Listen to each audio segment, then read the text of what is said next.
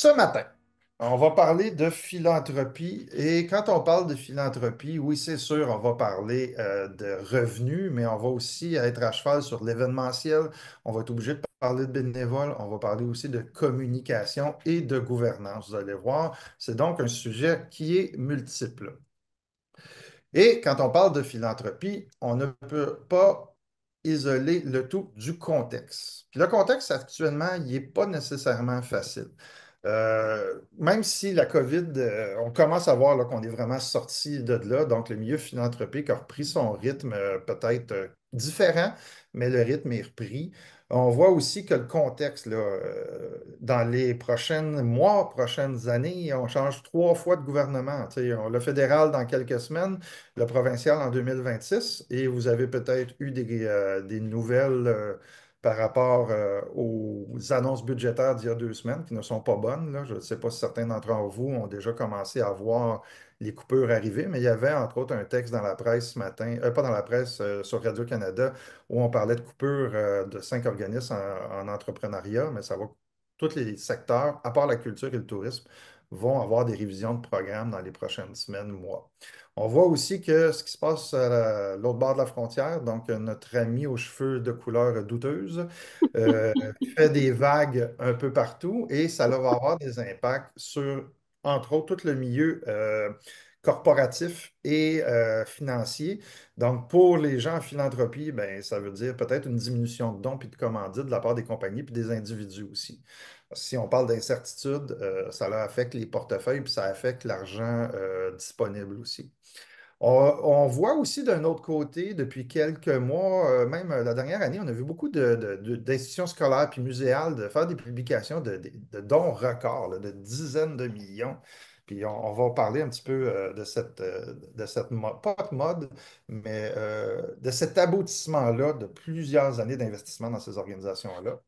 Puis en même temps, à l'autre extrême, on voit beaucoup de petites organisations qui en arrachent pour fermer leur campagne, puis fermer leurs sollicitations. Et finalement, ben, la mobilisation bénévole, je ne sais pas si vous le vivez, mais elle n'est plus ce qu'elle était il y a 10 ans. Même dans les 5 dernières années, on a perdu beaucoup de gens avec la COVID, puis il y a beaucoup de gens qui n'ont pas recommencé à s'investir, surtout dans les bénévoles plus âgés. Fait que ça va avoir un impact, mais les habitudes de bénévolat ont changé. Ce matin, j'ai deux charmantes jeunes femmes pour m'accompagner, pour vous parler de philanthropie, et ce sont deux de vos collègues. Ce sont deux directrices générales. Je vais commencer avec, puis je vais je vais vous laisser, mesdames, vous présenter par la suite. Je vais juste donner vos deux noms. Donc, Sylvie Bourbonnière, qui est directrice générale de la Fondation du Chaînon. Bonjour, Sylvie.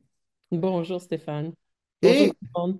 bonjour tout le monde. Valérie Baudouin, qui est la PDG de la Fondation Québec Philanthrope. Bonjour, Valérie. Bonjour, bon matin. Mesdames, je vais à tour de rôle vous laisser vous présenter qui vous êtes, quel est un peu votre background et me parler de vos organisations. Sylvie, tu as besoin de mettre tes lunettes. Commence. Je veux bien te voir, On t'écoute, ma chère. Stéphane. Oui, brièvement, en fait, oui, je suis directrice générale de la Fondation Chaînon. Ça fait plus de 5 ans maintenant. Avant ça, j'étais directrice générale d'une fondation dans le milieu scolaire, Fondation Sainte-Anne, le Collège Sainte-Anne à la Chine, certains le connaissent. Et avant ça, j'étais chez Moisson Montréal, une banque alimentaire. Donc, ça fait plusieurs années que je suis impliquée comme directrice générale de fondation ou impliquée dans des organismes. Avant ça, j'ai eu toute une autre carrière. Je ne m'étendrai pas trop là-dessus, mais je dirais des compétences acquises qui sont transversales dans le domaine de la communication marketing, directrice artistique dans le domaine de la mode. Bon, j'ai vraiment. C'est parce que tu as dit, Stéphane, que les jeunes femmes, je m'exclurais de ça, là. Ah, non, non, non, J'ai un regarde. long parcours. Mais Vous bref, êtes plus jeune. très, très heureuse après un retour aux études en gestion philanthropique à l'Université de Montréal. À 48 ans, je suis très contente d'avoir une nouvelle carrière qui fait beaucoup de sens pour moi. Excellent. Valérie, à ton tour. Oui, alors je suis, moi, depuis plus de 25 ans dans le domaine philanthropique. J'ai vraiment œuvré pour plusieurs causes, dont celle des conditions des femmes à la YWCA, donc pendant 14 ans. J'ai ensuite travaillé à la Fondation Cerveau, donc tout ce qui était à la recherche des maladies mentales et amélioration des soins. et un petit passage également à la DPJ, donc la fondation de la DPJ, pour en arriver depuis 3 ans, donc à la barre de la Fondation Québec Philanthrope. Et c'est vraiment un des plus beaux défis professionnels que je dois réaliser sincèrement dans ma carrière, puisque je suis maintenant à tous les causes et seulement pas à une seule cause, mais vraiment de soutenir tous les donateurs qui veulent s'accrocher vraiment à une cause qui leur tient à cœur et avoir un impact. Donc, on multiplie les impacts avec eux. Voilà, très contente d'être avec vous ce matin. Bien, bonjour vous deux. Écoutez, pour commencer mes questions, juste vous dire que le chat est disponible. Donc, si vous avez des questions, des interventions, c'est là pour ça. Je vais essayer de les intégrer ou pas, là, dépendamment où on est dans la discussion. Fait que je vous invite à poser vos questions. Même si on est quand même une belle gang ce matin, là, on est plus de 80, là, essayez de garder ça le plus interactif possible. Écoutez, mesdames, ma première petite question en partant ce matin, quels sont les changements majeurs que vous constatez dans le milieu philanthropique? Sylvie, je vais commencer avec toi. Ben, On on t'en parle de as changements majeurs, là. Mettons qu'on se place là, tu sais, on va mettre la COVID comme étant une zone d'exception. On va revenir sur ce que c'était un petit peu avant, ce que la COVID a créé, puis qu'est-ce que c'est devenu maintenant un petit peu, là. Puis je pense que c'est important de placer ça dans l'ordre du temps, là, de 2018 à maintenant. Qu'est-ce qu'on voit comme changement? Écoute, je vais extraire aussi le fait que ce que tu as parlé un peu plus tôt, le climat sociopolitique, le dernier budget, tout ça, ce sont, je dirais, des données qui vont influencer le cours des choses, là. Donc, mais je peux dire que des choses que je vois qui ont changé, euh, Bon, j'ai plusieurs points. Mettons que je commencerai avec le fait que ce qui me frappe le plus en ce moment, c'est à quel point on vit une sorte de redéfinition de la relation entre les donateurs, les bénéficiaires, les organismes. Je trouve que depuis plusieurs années, euh, Mm. on avait un modèle qui était assez, je dirais, vertical, là. Ceux qui donnent en haut à ceux qui donnent en bas, euh, ceux qui reçoivent plutôt en bas. Puis là, ben, on a un modèle un petit peu plus horizontal, plus collaboratif. Les donateurs ont envie d'être impliqués. Ils ont envie de comprendre c'est quoi les enjeux. Ils veulent avoir une idée beaucoup plus précise de l'impact de leurs dons, de leurs contributions. Ils veulent trouver du sens. Ils veulent plus de transparence, plus d'authenticité. On est sorti un petit peu de on fait une demande en ligne, on reçoit un chèque, on envoie une lettre de remerciement, puis c'est fini. Euh, les générations plus jeunes aussi veulent beaucoup, ils ont cette grande quête de sens, ils veulent savoir euh, quel est l'impact de leurs dons, puis je pense que ça, tu sais, la philanthropie, c'est du relationnel, ben, ça va aussi avec développer des relations de proximité avec nos partenaires, je le vois de plus en plus. Euh, un autre changement majeur, en tout cas, je ne sais pas si vous le vivez dans vos organisations, c'est l'importance du numérique. Euh, Avant, moi, quand je suis arrivée, ça fait 5 ans que je suis à la Fondation Chaînon, il y avait encore des billets, peut-être vous le vivez aussi dans vos organisations, des billets pour des événements qu'on imprimait, on photocopiait, on les envoyait aux gens, des fichiers Excel pour les participants. Ça a évolué. Évidemment, ben, la COVID a fait en sorte qu'on s'est vraiment tourné vers les technologies, mais je pense que cette évolution-là s'est faite à très grande vitesse vers le numérique. L'intelligence artificielle aussi est un joueur important. J'étais dans une conférence aux États-Unis là-dessus, dans tous les domaines, dont la philanthropie. Évidemment, on ne l'utilise pas tous et toutes de la même façon. Mais toutes les entreprises, toutes les organisations commencent à le regarder où ils sont vraiment plongés là-dedans. Nous, on a commencé à l'utiliser pour des choses simples, une base de lettres de remerciement. Évidemment, on contrôle le message, on nourrit la bête là, avant qu'elle nous fasse de suggestions, mais on travaille beaucoup avec l'intelligence artificielle pour aussi de l'analyse de la base de données. Il y a plein de choses qu'on peut faire qui sont très utiles pour nous libérer du temps, pour être capable de travailler justement sur la relation avec nos partenaires, avec nos donateurs. C'est pas magique, c'est juste un outil de plus qui peut être très, très utile. Euh, l- je je trouve que ben, tout cet environnement numérique-là, ça peut faire peur. Il y a des gens qui sont dans des organisations où ils n'ont pas les outils. Nous, chez nous, on n'a personne à temps plein en TI. Des fois, on trouve ça difficile. Je pense que c'est la réalité pour d'autres personnes aussi. Euh, Ça fait en sorte que Ben, des fois, on est laissé à nous-mêmes face à cette technologie-là, mais il faut le voir comme, je dirais, un tremplin, un outil de plus dans notre sac à outils, coffre à outils, parce que les donateurs, ils sont plus aux mêmes endroits qu'ils étaient avant. Tu sais, avant, on faisait une publicité dans un magazine où on était à la télé, puis ben là, tout le monde entendait parler de nous, tout le monde savait ce qui se passait dans nos organisations. Les gens sont plus là, les jeunes générations ne sont même pas sur Facebook, ne sont même pas sur les réseaux que moi, auxquels j'avais accès, je faisais référence. Donc, il faut se poser ces questions-là. Comment on fait pour parler aux gens? Où se trouvent-ils? Et je pense c'est incontournable, l'intelligence artificielle et le numérique, la technologie en général. Ouais, puis faut être clair aussi, même si on avait quelqu'un à l'interne, c'est rendu tellement des dynamiques complexes, des dynamiques séparées. Tu sais, les médias sociaux, c'est une chose, les Ouais. données, c'est une autre affaire, notre web, après ça, notre segmentation. Tu sais, c'est rendu un écosystème numérique, même si on avait quelqu'un à temps plein, il ne peut pas tout connaître. Puis, Non, non, ben, tu as raison. on Puis aurait de la misère à garder up-to-date aussi avec tout ce qui évolue, là.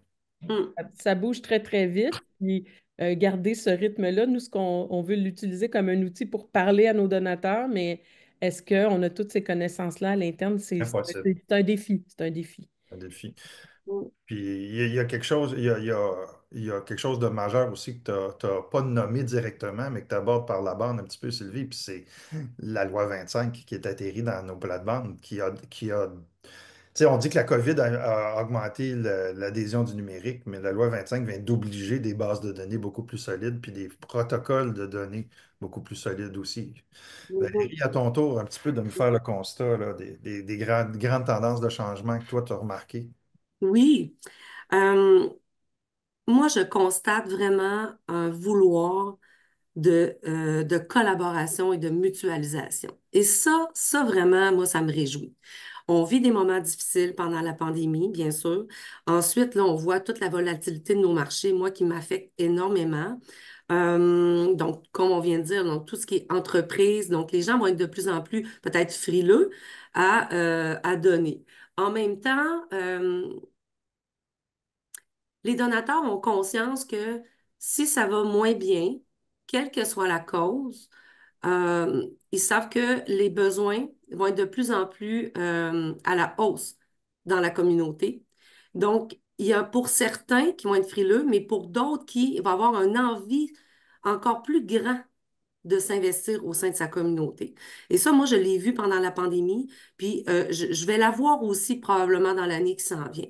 Donc, c'est à nous de bien discuter puis d'entamer les communications avec nos donateurs pour voir ensemble qu'est-ce qu'on peut faire.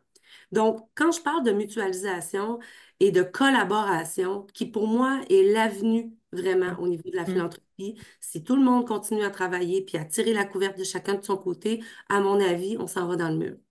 Donc, on nous a vus souvent et on se voit entre nous souvent comme des compétiteurs. Pour moi, il n'y a personne qui est compétiteur. C'est sûr que la manne des donateurs, elle est là pour tous. Donc, on se dit, bon, ben, ils ont donné là, bon, pourquoi pas moi? Donc, ça amène certaines fois des jalousies, mais qui devraient se transformer en comment on pourrait collaborer ensemble davantage pour la force du nombre et avoir un impact qui est multiplié. Donc, j'ai vraiment vu des organisations qui œuvraient dans le même domaine s'asseoir ensemble, dire, OK, qu'est-ce qu'on peut faire? Comment on peut multiplier notre impact? C'est qui vos donateurs? C'est qui les miens? Est-ce qu'on se fait une rencontre avec nos donateurs? Voici le constat dans notre secteur. Qu'est-ce qu'on peut faire? Donc, on a eu des belles rencontres comme ça de discussion au niveau de la culture, au niveau de l'environnement, tout ce qui était des changements sociaux, environnementaux. Euh, donc, il y a un vouloir de discuter ensemble pour, bien sûr, inspirer et sensibiliser les gens qui devraient nous soutenir, mais il y a aussi la mutualisation au niveau des outils. Donc, ça, je pense que c'est important. On le sait tous, on vit tous avec des budgets qui sont différents. Et on parlait d'IA tantôt, hein, on parlait d'intelligence artificielle, on parlait d'avoir quelqu'un en TI, tu sais. Euh, Ce sont tous des besoins qu'on a et d'autres besoins, mais qu'on n'a pas les moyens d'avoir. dans nos organisations. Souvent, on est toute seule, la DG est toute seule, puis c'est la chef d'orchestre, mais elle est comme tous les musiciens et musiciennes en même temps, là. Donc, il faut être capable, par exemple, si on n'est pas capable d'avoir une adjointe ou quelqu'un au niveau des opérations à temps plein, de travailler ensemble à se prêter ces ressources humaines-là. Et moi, je l'ai vu et je le fais présentement avec une autre fondation. Donc, c'est de voir ensemble, si on veut changer de plateforme, par exemple de CRM pour parler à nos donateurs, qu'est-ce que j'ai pas les moyens d'investir un 50 000, même si c'était en immobilisation. Qui a les mêmes besoins que moi? Puis finalement, on s'aperçoit que des fois, on est 20, 50, 30, 60.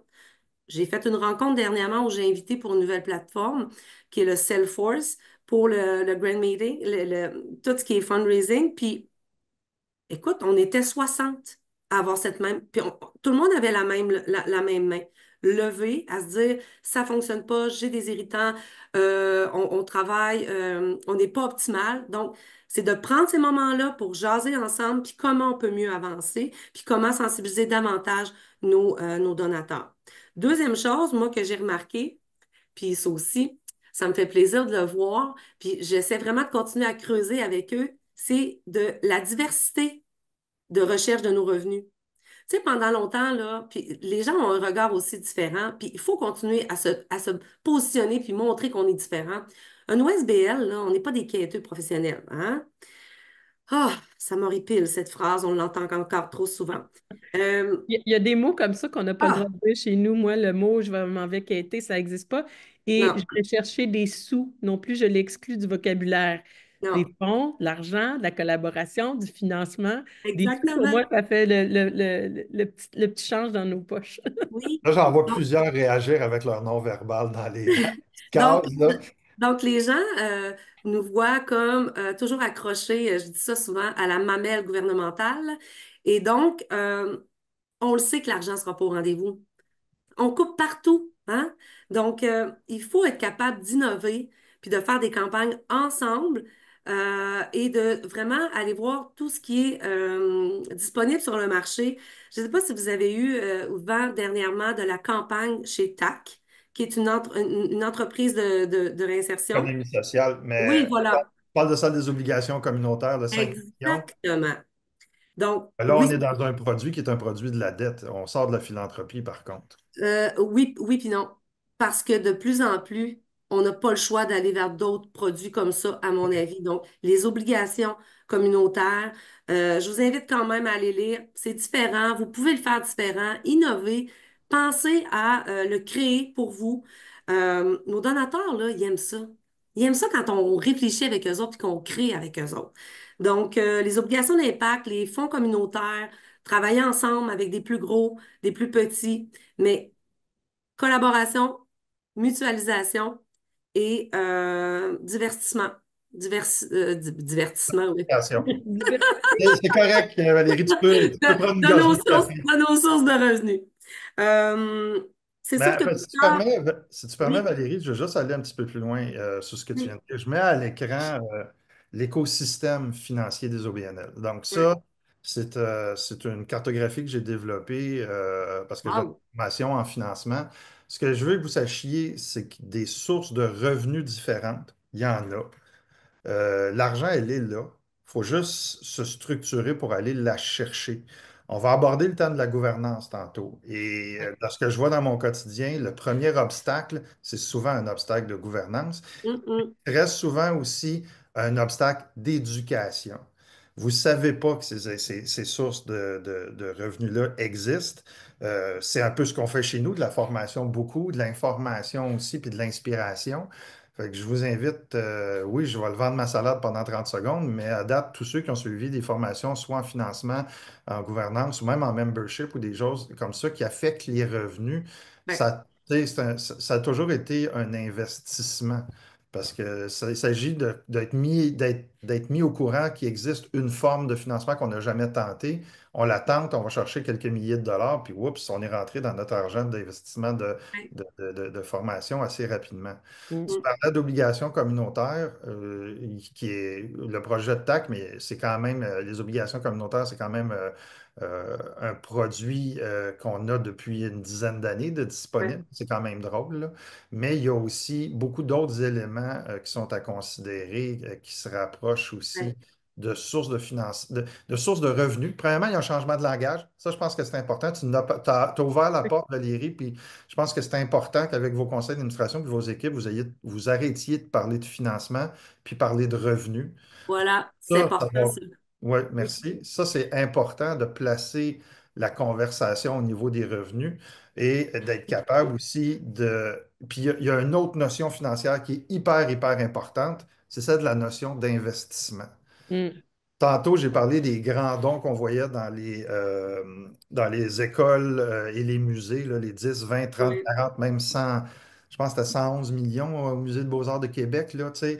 Euh, Tu sais, selon vous, ça prend combien de temps, là? Puis là, je vais me servir de votre expertise, là. Aller chercher un don d'1 million en don planifié, on parle de combien d'années? Ouais, Seigneur, ça dépend, là, c'est Ah, dur. mais On n'arrive pas dans la réflexion, le conseil d'administration dit, hey, on a besoin d'argent, organise un événement, pour faire ça dans 3 mois. non, non, non, non. Mais là, Non, si on parle d'un don de cet ordre-là, il faut calculer tout le travail d'approche, toutes les discussions en arrière. Il y a eu beaucoup, beaucoup d'échanges, beaucoup de... Je veux dire, c'est une question de plusieurs mois. Moi, je dirais 12 à des 18 années. mois, D'années, des fois d'années. des années, tu sais. Oui, Parce que plus qu'un an, ça, c'est certain, là, tu sais. Des dons de cette envergure-là, il ne faut pas penser qu'on fait un appel, puis que là, on reçoit le don la semaine d'après. Là, c'est pas possible. Ça se Non, travaille non. Fait que ça du long implique terme. qu'on doit dépenser cette année pour nécessairement des opérations qui ne rapporteront pas avant 2 ans, 3 ans. Puis oui. même dans le don planifié, on parle de 10 ans, 15 ans, là. Ouais. Fait que Mais tu sais, quand tu dis d'investir pour, parce que, tu sais, bon, ça peut engendrer quelques dépenses, par exemple, mais il y a quelque chose qu'on doit faire, puis qu'on met toujours de côté, puis qu'à mon avis, on devrait revenir à cette base-là, c'est la fidélisation, qui coûte pas si cher que ça, pour ne pas dire pas grand-chose. Tu sais, un donateur, là, qu'on sait qu'il y a du potentiel, puis on le sait qu'il est déjà dans notre réseau, puis qui est déjà sensible à notre cause, là, communiquer avec lui, aller dîner avec lui, montrez-lui tout ce que vous êtes en train de faire. La fidélisation, la reconnaissance, la communication de nos donateurs, c'est ce qui devrait prendre, à mon avis, la majorité de notre temps. Puis c'est ce qu'on met de côté. Pas le temps. tu sais pourquoi on le met de côté, Valérie, hein? Parce qu'il nous manque des outils en mesure d'impact. Mm, Tu sais, je pense que ce qui a, puis à Sylvie, tu l'as abordé tantôt, je pense que ce qui est le plus grand, un des grands changements en philanthropie, c'est d'être capable de mesurer ce qu'on fait, puis d'être capable de dire à nos donateurs, regardez les impacts de vos investissements, c'est vrai. regardez à quel point on est. Fait que ça, c'est une démarche, premièrement, oui, de communication. Donc, ça prend des outils de communication pour pouvoir le faire, mais c'est Et aussi une une mesure d'impact. d'évaluation. Donc, ça prend des données et des systèmes pour être capable de Mm, ressortir les résultats, pour amener le discours, puis là, s'assire avec les principaux donateurs et partenaires, puis d'être capable de dire, écoute, ton 5-10 000 que tu as participé à tel programme, voilà ce que ça l'a donné. Puis tu parlais de Gabriel chez TAC. Gabriel, le plus beau travail qu'il fait, là, à chaque fois qu'il peut aller parler devant une foule, il va amener quelqu'un de l'organisme. oui, Puis il fait, écoute, je l'ai vu présenter une salle de 800, puis tout le monde pleurait dans la salle, tellement c'était beau de voir ouais, la jeune fille qui a fait de la réinsertion sociale, qui est handicapée, puis d'avoir ouais. son propre logement, d'être Mm. autonome. Tu sais, l'impact humain, tu sais, puis Ça, des fois, c'est ça se fait par fort. courriel, C'est mais très, très fort, Et ça. Tu sais, nous autres, c'est- ça n'arrive pas une fois où je, je saisis à chaque fois l'opportunité d'amener les gens dans mon organisation pour leur faire rencontrer des bénéficiaires, des résidentes, d'autres bénévoles, des gens pour vraiment, je dirais, humaniser la cause. Puis quand on fait ça, tu parles de faire pleurer, là, mais je veux dire, c'est vrai que ça touche, c'est vrai que ça concrétise, que ça fait en sorte que là, le donateur ne voit plus les choses de la même façon. Il n'y a pas un donateur qui est venu chez nous au Chaînon puis qui est reparti en me disant ouf, sais-tu, moi, je pense que c'est pas une cause pour moi. mm, C'est très puissant, ça. Fait que je dirais, il ne faut pas minimiser l'impact de ça pour que le donateur comprenne bien à quoi servent les fonds Tout à fait. qui... Dernièrement, pas j'écoutais, j'écoutais une capsule vidéo d'un monsieur qui s'appelle Seth Godin, que certains d'entre vous connaissez peut-être, qui est un expert du marketing. Puis ce qu'il disait par rapport au marketing philanthropique, c'est qu'il ne faut pas avoir des programmes pour nos bailleurs de. Faut pas avoir des excuse-moi. Faut avoir des programmes pour nos donateurs et non pas chercher des donateurs pour nos programmes. La différence, on dirait qu'on dit la même chose, mais la différence est fondamentale. On s'adresse. Puis le le don de soi, le don de temps, que ce soit le don monétaire ou un don de bénévolat, c'est un geste. Puis là, certains vont dire, qu'est-ce que tu dis là, Stéphane? C'est un geste égoïste. C'est parce que ça nous fait ressentir quelque chose. Je te vois sourire, Valérie, là. Pourquoi? Ben oui, ben c'est vrai, là, puis c'est prouvé, là, je veux dire, dans l'indice du bonheur, puis d'ailleurs, je vous invite à lire beaucoup là-dessus avec Christine Michaud, qui est une autrice extraordinaire sur l'indice du bonheur. Elle est allée à l'école du bonheur, là, à Harvard. Bref, elle est vraiment, vraiment intéressante, puis effectivement, le don fait partie de, c'est très égoïste. Oui, on le sait qu'il va y avoir un impact, mais ça remplit autant la personne, c'est comme donner un cadeau à quelqu'un. Donc oui, effectivement. Mais tant mieux, tu sais, tant mieux si ça répond à tout le monde. Mais ouais, c'est ça, ça m'a fait sourire. Et on parle de bénévolat un petit peu. Est-ce que vous aviez des exemples d'initiatives qui mériteraient d'être soulignés ou est-ce que Mm. dans les tendances, il y a des choses que vous avez vues qui sont un peu des solutions? Ah, puis, on va regarder aussi la mutualisation. Moi, j'ai toujours rêvé d'une coopérative de bénévoles, donc où chaque organisme est membre puis on se partage des bénévoles, là. Oui. C'est un rêve utopique, là. Non, non, non, il n'est pas utopique. Il n'est pas On va le utopique? voir. On va le voir. Au revoir. Il y a déjà des mouvements qui se font OK. présentement. Ah, la région de Québec, hein, est toujours en. Ah! Mais je vous ai. Sylvie, toi, de ton côté? C'est sûr, je suis certaine que si on posait la question à tout le monde autour de la table, vous avez tous et toutes des extraordinaires anecdotes, histoires touchantes à nous raconter sur des initiatives de bénévolat qui viennent enrichir nos organismes. Nous, on ne vivrait pas sans la part des bénévoles, puis c'est le cas pour une grande, grande quantité des organismes.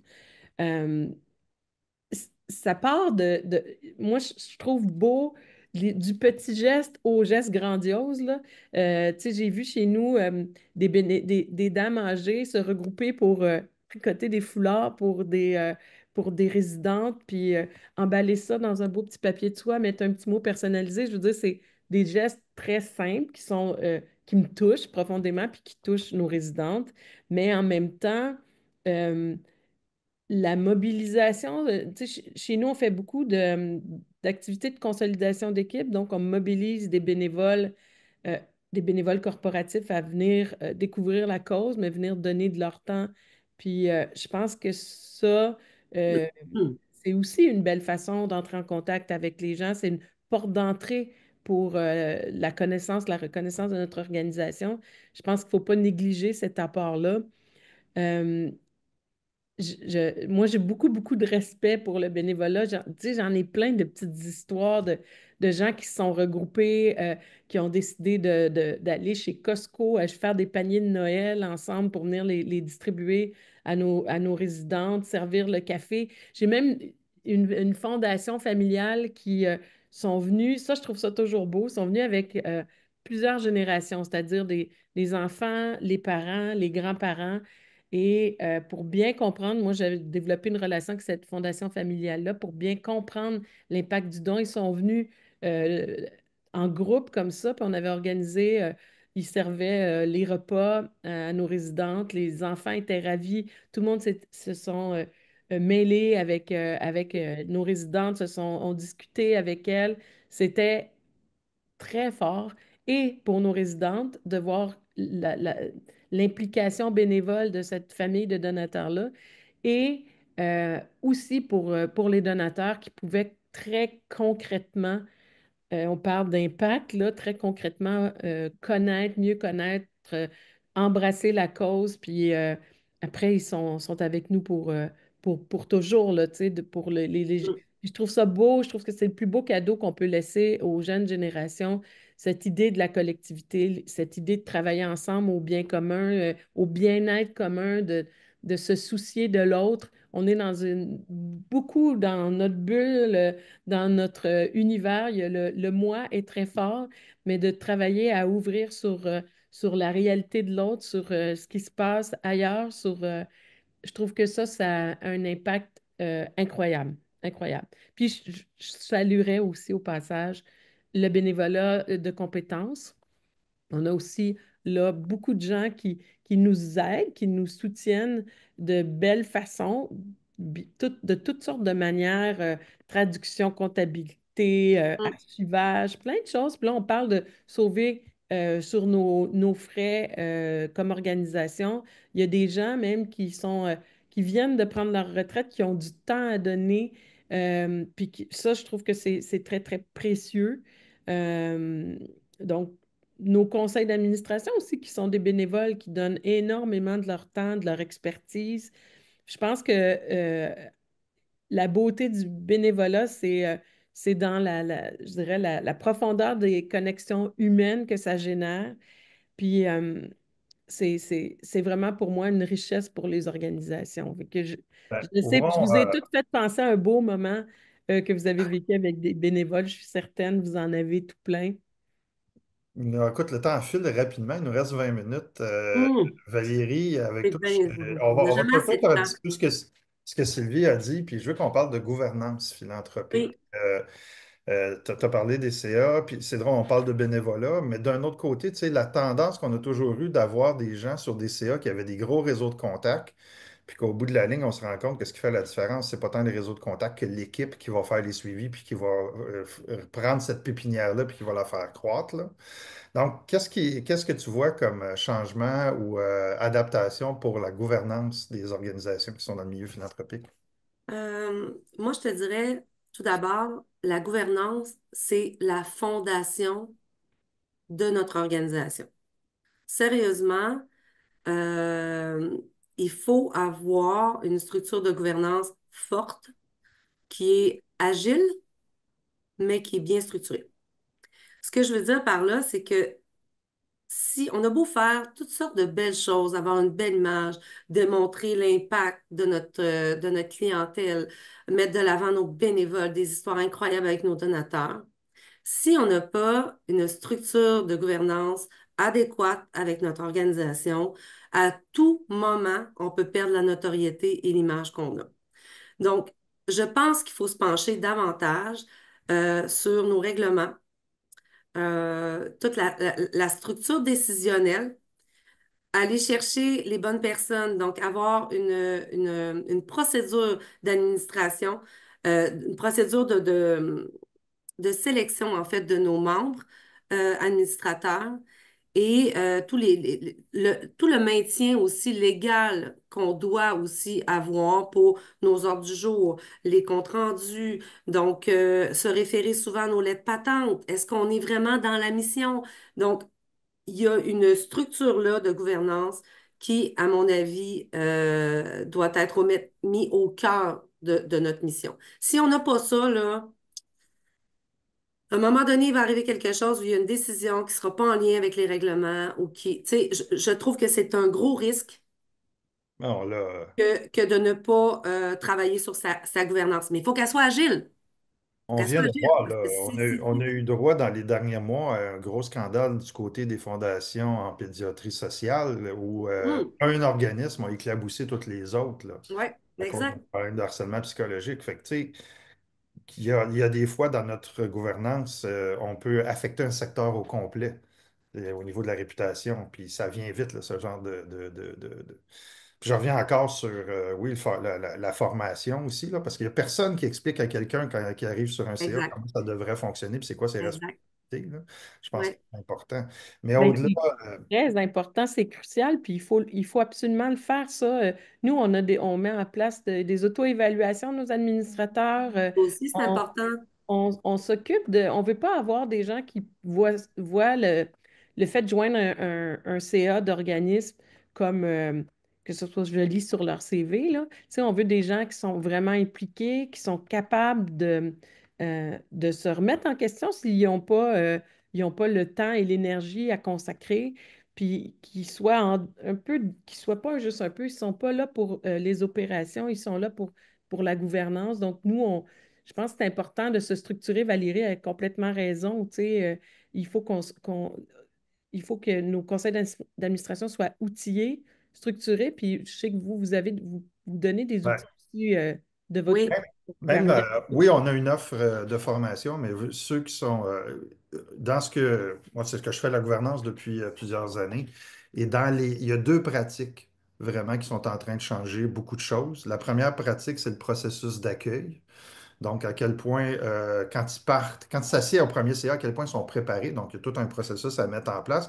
Puis ça, c'est un document que j'ai écrit l'été passé qui est disponible gratuitement. C'est un document de 14 pages sur les 7 étapes du processus d'accueil. Si vous êtes capable d'intégrer une pratique de gouvernance, c'est celle-là que je vous conseille. C'est vraiment la mise en place du mm, processus d'accueil dans lequel il y a de la formation, dans lequel il y a du maillage entre les anciens et les nouveaux administrateurs, dans lequel il y a des rencontres avec la présidence, il y a le guide de la... Tu sais, dans cette pratique-là, il y a une grosse partie de la structure. Parce que la structure, il y a deux choses qui se passent. S'il n'y a pas de structure, c'est le premier élément pourquoi les gens quittent.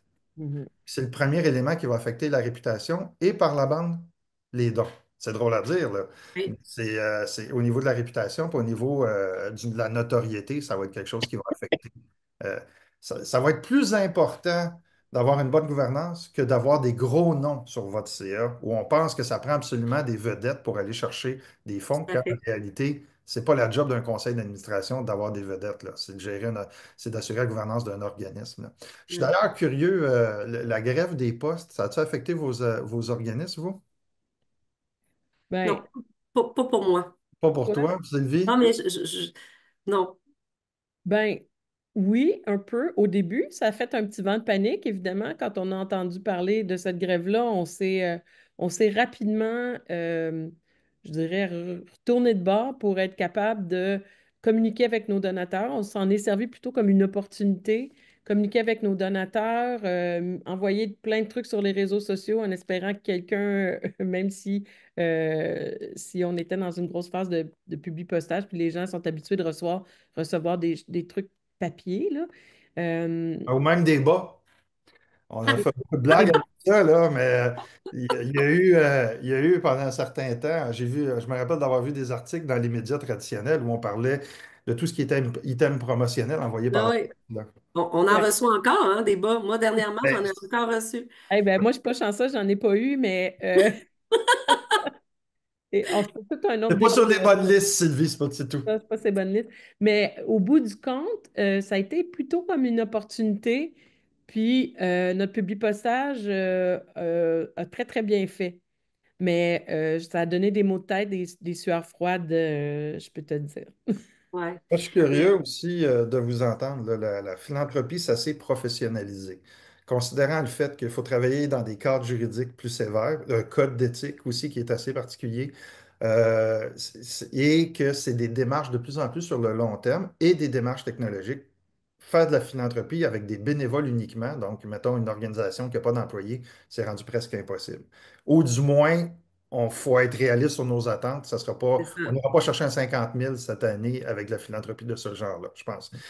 Là, ça veut dire aussi que ça s'est professionnalisé. Tu sais, tantôt, Sylvie, tu as parlé du micro-programme en financement d'OBNL qui est donné à l'Université de Montréal. C'est plate parce que Caroline aurait voulu être avec nous aujourd'hui, mais elle est malade. Bergeron qui s'occupe de ce programme-là. Mais on voit que aussi, ça prend des gens qui font ça dans la vie, de la philanthropie. Puis on a eu, il y a quelques mois, beaucoup d'articles sur la rémunération de certains gestionnaires philanthropiques là, qui dépassaient le 200 000 là.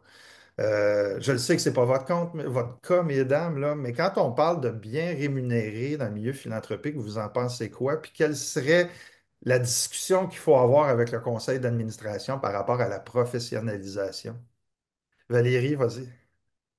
Mais écoute, effectivement, on a vu de gros changements. Puis moi, je milite depuis les plus de 10 ans à ce qu'on puisse s'organiser au niveau de nos OSBL et d'être reconnus comme des vrais gestionnaires et non, parce qu'on nous demande encore, hein, t'es à temps plein? T'es rémunéré? Ah ouais, rémunéré à temps plein. Ben oui, on est à un autre niveau, là. On parle d'entreprise sociale. Pour moi, c'est ça qu'on fait. C'est plus de 30% au Canada des services d'OSBL directement à la population. Alors, on est des organisations, on nous demande des objectifs de rendement parce qu'on en est rendu là, là. On a des objectifs aussi à rencontrer.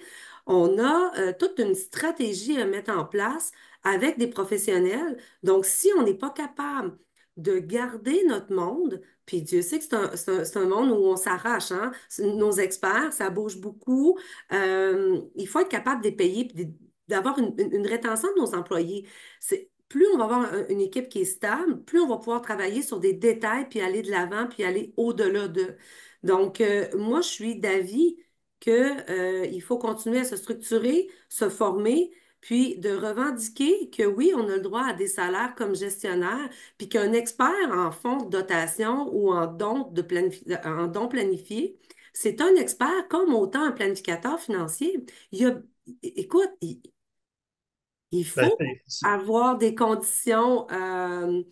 On n'est plus à l'ère de l'OSBL, là, où le directeur, en tout cas, si c'est votre cas, appelez-moi personnellement, je vais vous donner des arguments parce que c'est pas vrai que, on doit rester à des salaires minables et de ne pas avoir des assurances collectives et le régime de retraite.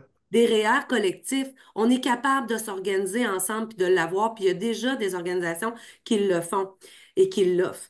Mais mais encore là, je vais un petit peu plus loin. Qu'est-ce qu'on a dit tantôt, messieurs? Il n'y en a pas beaucoup, hein? C'est qui les DG? C'est des Les dames. femmes. 75% des femmes. Voilà. C'est qui sont capables ou qui ont plus de facilité à aller négocier un contrat ou du moins ses propres conditions? C'est pas la gente féminine. On a bien peur de ça, nous. Nous, hein, on fonce pas, en tout cas, souvent, on va nous offrir un poste, ah, je suis pas, oh, non, je suis pas bonne alors qu'un homme, lui, il va y aller puis il va se poser les questions après. Donc, en tant que femme, dans notre milieu OSBL, il faut il faut se positionner et être capable d'avoir les arguments aussi pour bien négocier nos conditions de travail. Là, craquez-moi pas sur la condition féminine parce que je suis partie, là. Ben, Valérie, On va changer de sujet, Valérie, si tu veux bien. Je vais changer de sujet pour les dernières dynamiques qui Non, nous non, non, restent. non, non, mais je peux revenir. Mais ben oui, non, je suis tellement d'accord avec toi. par Moi, contre, par contre, 100% avec juste une toi. petite chose, tu sais, il faut quand même être capable de regarder dans l'ensemble de dans nos budgets opérationnels, nos frais d'administration et nos frais RH. Si là, c'est plus de 50%, là, je ne suis pas d'accord. Tu sais, il faut se garder tu sais, des pourcentages de frais d'administration et incluant RH et tout ça, qui est vraiment qui est acceptable. Tu sais, moi, j'ai tout le temps été entre 11 et 15. Puis si on dépasse, tu sais, il faut garder. Puis on le sait qu'il y a des Mais organisations où ça il faut dépasse. faire attention à ce débat-là, Valérie, autour des frais d'administration, parce qu'il y a deux dynamiques. Il y a la dynamique de l'investissement. Il y a des organisations qui veulent garder à tout prix les frais les plus bas, puis ils ne font aucun investissement sur le Oui, moyen bien et ça, je suis long terme. d'accord. Mais moi, je ne le calcule pas dans mes frais d'administration d'investissement. Et c'est ça. Quand on Mais parle c'est de important de le pourcentage, dire. mais quand on parle de pourcentage, personne ne calcule la Oui, même chose, puis tout le monde c'est se vrai, tu as compare. raison. Tu Le as deuxième raison. élément, une dynamique d'une organisation qui fait de l'événementiel dans la majorité de sa programmation, ses frais vont être complètement différents de quelqu'un qui va faire du don planifié aussi. Fait que quand on fait du comparatif par rapport Oui, tu as à raison. des frais puis des ratios, on veut comparer tout le monde quand en réalité, on n'a jamais la même information, puis c'est souvent pas des poires puis des bananes, là. Moi, ce que je déplore beaucoup, c'est le manque de vision long terme et toute la discussion reliée à l'investissement. Ouais, Parce que combien il faut que j'investisse? C'est quoi le pourcentage que j'ai de mes fonds que j'ai ramassés cette année qui ne vont pas aller dans le fonds de dotation, mais qui vont plutôt aller dans des activités qui vont être porteuses de revenus dans 2 ans, dans 3 ans, puis dans 4 ans? ouais, Cette discussion-là doit prendre préséance sur celle des frais d'administration parce que c'est celle-là qui va être livreuse de valeur. Sinon, sinon, notre courbe de croissance en termes de philanthropie va toujours rester à peu près similaire parce qu'on ouais. de se donner les outils pour passer à un autre niveau. Extrêmement important ce que tu viens d'amener. Merci parce que effectivement, La c'est loi important. 25, elle a changé quoi pour les gens en philanthropie, Sylvie? Ben, la loi 25, ça a été, je pense, un réveil brutal pour le secteur, là. Un peu un casse-tête qui nous a tous inquiétés. Euh, plusieurs organismes qui ont pris conscience, je pense, que, ils n'avaient pas vraiment mis en place une gestion euh, des données personnelles, une gestion rigoureuse des données personnelles. Puis là, on est obligé de le regarder.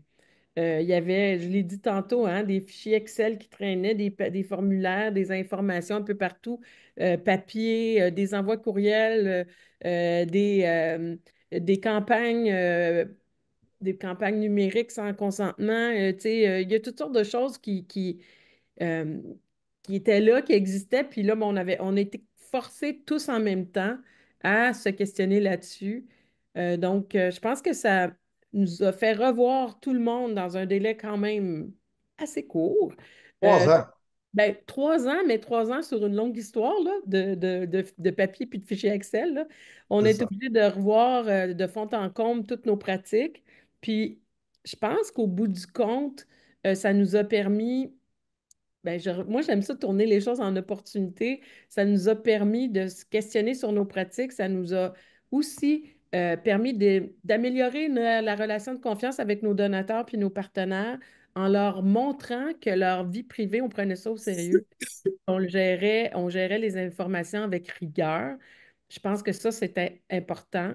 Puis ça vient juste améliorer le climat de confiance qui est notre actif principal là, auprès de nos donateurs. Fait que je pense que ça nous a permis de renforcer les liens. Puis euh, une fois que c'est fait, puis que c'est derrière nous, en tout cas pour la plupart, euh, Hmm. ça s'est bien passé au bout du compte. Je ne sais pas comment les autres l'ont vécu. Je ne sais pas pour toi, Valérie, mais Moi, c'est c'est ça. un horreur total. Énorme. Ben, en fait, je vous explique très brièvement, mais c'est parce que nous, on a quand même un statut qui est différent. On C'est-à-dire, va y venir parce que je vais absolument aborder ça OK, avant qu'on fait termine. On est que, sur le bord de terminer, là. fait que nous, au contraire, là, les gens, on a même eu un appel de la SQ, là, savoir si c'était pas de la fraude. C'était un moment, je pourrais vous conter ça en détail, là, mais on en rit maintenant, mais c'était l'horreur. Mais d'ailleurs, vas-y, je veux que tu nous en parles de les fondations communautaires. Bon, Oui, premièrement, pour que tout le monde se fasse une tête, il y a deux types de formations, de fondations, pardon, au Québec. Il y a les fondations privées puis il y a les fondations publiques. Les fondations privées sont les fondations Desjardins, pas Desjardins, mais Jean Coutu, TD, donc qui sont souvent de l'argent qui a été mis dans un fonds de dotation pour des raisons fiscales de la part d'une organisation ou d'une personne qui a fait pas mal d'argent dans sa vie. Là, on est du côté de la formation privée qui va soit donner de l'argent, soit opérer des programmes. Puis après ça, on a les fondations publiques. Les fondations publiques, dans les fondations publiques, il y a les fondations communautaires. Puis Valérie, vous autres, vous en êtes une fondation communautaire. oui, Euh, oui, on fait partie. Oui, excuse-moi. Vas-y, explique-nous c'est quoi, puis c'est quoi l'offre de service pour les autres OBNL? Oui, Important. nous, on fait partie d'un réseau où on compte plus de 209 fondations communautaires à travers le Canada. En fait, nous sommes une fondation qui va multiplier l'argent de nos donateurs. Donc, ce que l'on fait, c'est de créer de l'impact dans notre communauté. On travaille avec plus de 500 organismes. On connaît leurs besoins, on connaît leurs besoins émergents et urgents, puisque aux 2 ans, nous créons le rapport Signes vitaux. Donc, il est vraiment du data dans plusieurs secteurs qui aide souvent les organismes à avoir de l'argumentaire pour aller chercher des subventions. Donc, je vous invite vraiment à le feuilleter. Et donc, de ce fait, on invite les donateurs qui veulent avoir un impact dans la communauté, mais ils ne savent pas comment. Ils disent, ah, moi, je forme-tu ma fondation? Qu'est-ce que je fais? Ils viennent nous voir, on écoute l'histoire. Qu'est-ce qu'ils veulent présentement? Qu'est-ce qu'ils veulent demain? Puis qu'est-ce qu'ils veulent au-delà de leur passage sur cette terre? Donc, on regarde vraiment l'aventure philanthropique et l'impact qu'ils veulent avoir. Et l'un des moments, un des moyens qu'on utilise est la création de fonds, donc un fonds de dotation. Donc, le donateur va venir chez nous créer son fonds. On le met dans notre gros melting pot, notre gros portefeuille. Je dis ça, là, tu sais, grosso modo, là, mais donc, les rendements qui vont être faits de ces sous-là, on va les redonner à la cause que le donateur a choisie. Dans Si je le... résume, si je résume aussi de l'autre côté, donc des organismes qui ne sont pas éligibles à avoir leur numéro d'organisme de bienfaisance pourraient travailler avec vous pour ramasser de l'argent philanthropique aussi. Pas encore. Pas encore. OK. C'est Pas encore. pour Je ça vous que explique je dois être l'histoire. précis, là. OK. Donc, présentement, on est régi, ou du moins tous nos règlements étaient vraiment où on redonnait à un OBE. Il fallait qu'il y ait vraiment son numéro OK, il d'enregistrement. faut qu'il soit un OBE. On est en train, et on travaille très fort pour ouvrir la porte aux donateurs non reconnus, donc les DNR. C'est eux qui en ont le plus besoin, puis c'est eux qui donnent le plus de services présentement au niveau de la population et de la communauté. Donc, il y a un super beau rapport qui a été fait là, par la La quatre Fédération grosses des communes. fondations qui est vraiment intéressant à lire. Bref, donc nous, ce que l'on fait avec les OSBL, et c'est là qui est important, puis que je vous demande vraiment d'écouter parce que peut-être que ça va allumer des lumières là, dans vos organisations, c'est qu'on travaille avec les organismes à but non lucratif qui sont enregistrés à pérenniser leur mission. Donc, vous venez chez nous, on regarde vraiment la provenance de vos revenus. Faut pas que ça devienne du contribuable ou d'une subvention, du PESOC ou whatever du programme. Mais vous avez eu un don, vous avez eu un legs testamentaire, vous avez eu de l'argent, vous avez fait une campagne de financement, ça a super bien élevé, vous avez fait un événement. Vous nous, vous nous dites qu'est-ce que vous voulez en faire avec cet argent-là. Vous venez chez nous, vous créez votre fonds de dotation.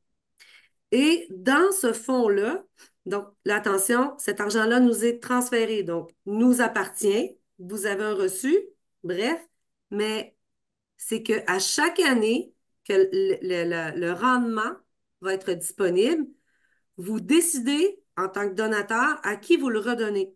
Donc, vous le redonnez à vous. Ce qui vient faire que vous pérennisez vraiment votre mission. Et là, il y en a qui vont me dire, ben ouais, je veux pas tout le mettre dans le fond parce que s'il est à perpétuité justement pour ma mission, si j'ai besoin d'un 100 000 pour un tel projet, ah, attention, donc là, on regarde toute la stratégie derrière, puis on peut en mettre dans un transit qu'on appelle, où vous allez pouvoir venir chercher l'argent. Donc, il y a En vraiment une résumé, stratégie, là. Thierry, en résumé, toute personne intéressée va consulter les fondations communautaires qui ont un site Internet pour la fédération, parce qu'il y en a dans plusieurs Il y régions. en a dans toutes les régions. Tout Euh, à fait. Puis allez voir vraiment la possibilité, puis allez voir également tous les programmes qui vous sont offerts. Soyez curieux, puis suivez-les sincèrement. Il y a beaucoup de programmes aussi que l'on gère, soit du fédéral ou nos propres programmes qui pourraient répondre à vos besoins. Mesdames, écoutez, merci. Moi, Il c'est est long. 10h30, Ça a une heure. passé trop vite. Moi, Ça c'est passe long. beaucoup trop vite, surtout quand on a plein de choses à dire, puis qu'on est Oui, dans un secteur qui est complètement en ébullition. Il y en a trop, tout le monde en a besoin. On parlait du contexte tantôt. Merci de votre contribution ce matin. Merci à vous tous d'avoir écouté. J'espère que vous en retirez des informations intéressantes. Je vous invite toujours à participer à nos autres activités. J'espère vous y revoir prochainement. Puis je vais vous souhaiter une bonne fin de journée.